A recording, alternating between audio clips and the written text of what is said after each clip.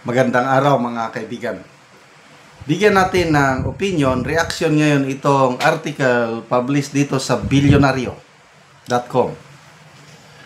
Pahayag ito ng isang mayamang negosyante sa Pilipinas, Sid Consone, na taliwas sa pahayag ng Pangulo, BBM, na bumalik na daw ang tiwala ng foreign investor sa bansa. Ito, negosyante ito. Sabi niya, Sid Consone, ito ang title, says foreigners have tuned out of Philippine Stock Exchange. Tuned out, kinalimutan na. Wala nang, hindi na pinapansin ang Philippine Stock Exchange. Yan ang pahayag ng negosyante. Okay. Basahin natin ha. Bilyonaryo Sid Consone acknowledged that foreign investors have largely stopped paying attention to the Philippine Stock Exchange, which has become one of the world's worst performing stock markets.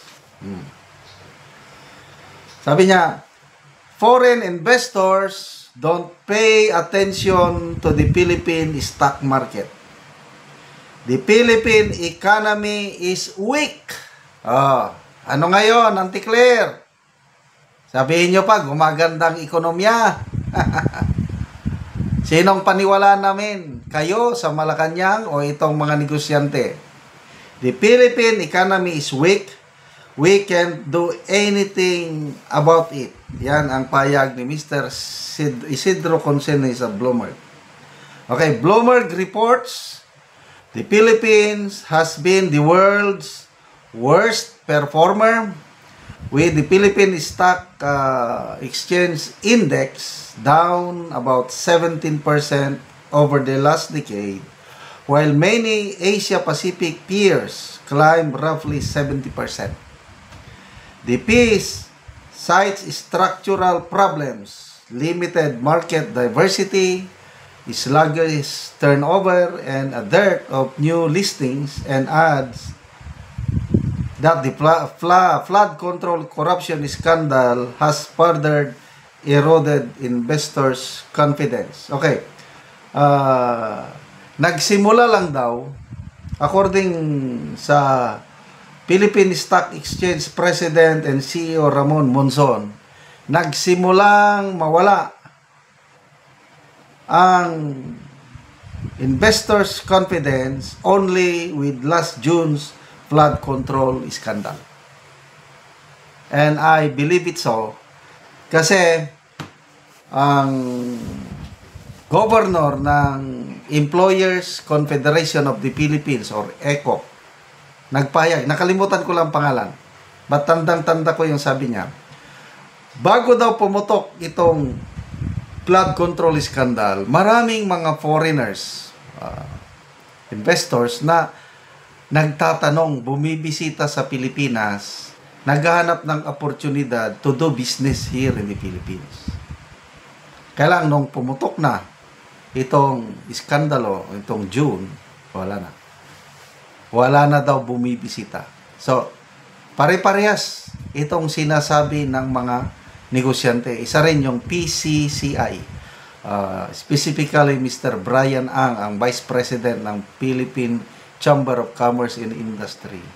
Mababa na talaga ang investment confidence sa Pilipinas. Ano pa? Mga former Bangko Sentral Deputy Governor Diwa Guindo. Ganun din. Yung pagbulusok ng piso, those are bad signs na something is wrong sa ating bansa because of bad governance. So ano ngayon? Balikan natin yung sinabi ng Pangulo doon sa Korea ata ito na press conference. Sabi niya dahil isiniwalat natin ang korupsyon, yan, bumalik na ang tiwala ng mga foreign investors. Ganun po ang pagkapayag ng Pangulo na hindi naman totoo. Bakit ang Pangulo ang dali niyang magsalita ng ganon? hindi niya chine-check up ang reality on the ground. So, kanino tayo, kanino ako maniniwala? Pahayag ng Pangulo, hindi naman siya ekonomista, hindi naman siya negosyante. Salita lang ng salita para lang lumabas na maganda ang kanyang administrasyon. Dahil siya ang bida, siya ang nagsiwalat sa korupsyon.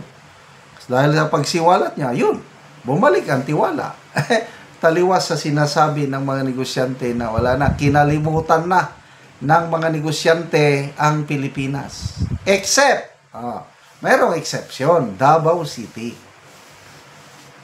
Talagang both local and foreign investors dumadagsa sa Davao City. Airline industry.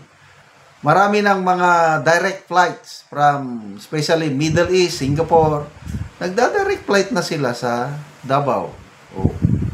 Bakit? Bakit sa buong Pilipinas umaayaw? Bad governance. Corruption. Plus, sakuna. Yung, sige lang kabaha, sige lang kalindol. Delikado yan. Ang Davao, there is good governance, there is discipline, there is peace and order. Matitibay pa ang mga buildings nila. Kasi nga, itong, I think, 7.6 magnitude na earthquake, tumama sa Davao region. Halos wala kang makitang building na gumuho. Kasi matibay ang pagkagawa ng mga istruktura sa Davao. Kaya yan, nagdadagsaan ang mga investors sa Davao, including diplomatic community. Nakakapagtaka, maraming mga ambassador o mga consul nagkukurtisikol kay Davao City Mayor Basti Duterte. Anong ibig sabihin yun? Confidence, tiwala. Sa Pangulo, wala na. Tingnan niyo ang nangyari sa APEC Summit. Halos walang world leader na nakipagpulong sa kanya. Taliwas sa nangyari noon kay PRRD, yung Big Three, US President, Russian President, Chinese President, talagang bilateral talks with Tatay Digong natin. Bakit? Iba ang leadership ng Digong natin. Malayong malayo dito sa leadership ng Pangulong ito na wala, nabudol tayo eh. Hindi tayo naniwala kay Tatay Digong nung winarningan niya tayo ng weak leader yan. Ito na. Salamat mga kaibigan sa inyong pagsubaybay sa ating channel. Nakakatulong kayo ng malaki sa tribong Talandig ng Bukidnon dahil ang income natin sa channel na ito is pantulong po sa tribo. Namimigay tayo ng mga libreng yero at pako para makapagpatayo naman itong tribo ng mas maayos nilang tahanan. Panoorin nyo ang video na ito.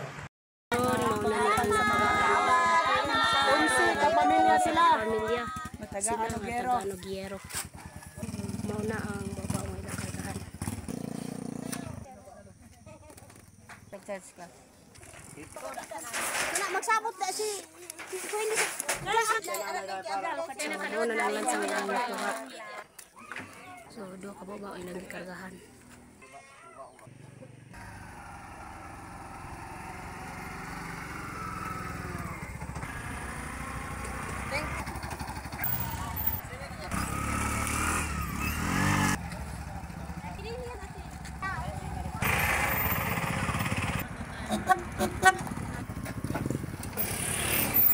Abot na gid sila. Karon abot na gyud ang yero sa gitabang sa mga tao. O karon abot na gid sila sa ilang balay nga ilang istan. O mo na ni ang mataga ni Gero. Abot na sila sa ilaha.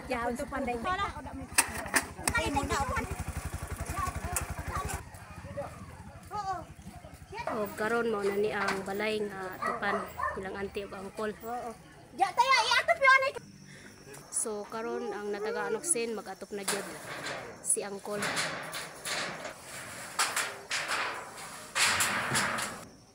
O karon nahuman na gyud si angkol sa iyang balay nga giatupan.